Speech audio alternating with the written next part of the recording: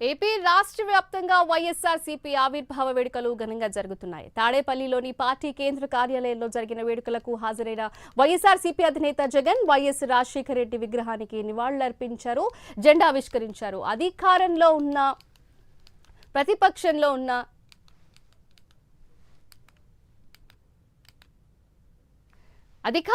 ప్రతిపక్షంలో ఉన్న వైఎస్ఆర్సీపీ ఎప్పుడూ ప్రజలకు అండగా ఉంటుందని, ప్రజా సమస్యలపై పోరాడుతూనే ఉంటుంది అన్నారు జగన్.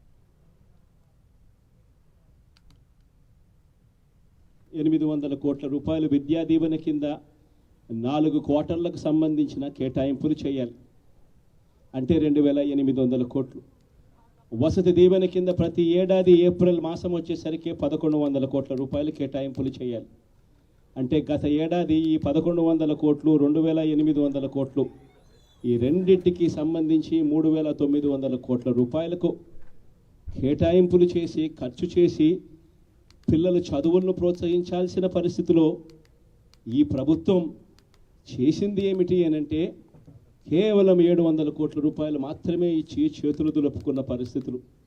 అంటే 3200 కోట్ల రూపాయలకు సంబంధించిన బకాయిలు పెండింగ్లో పెట్టారు.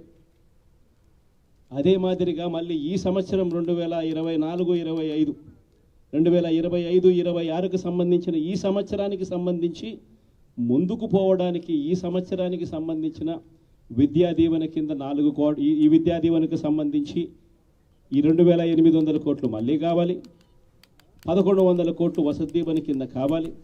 ఇవన్నీ కూడా కలిపితే మరో 3900 కోట్లు.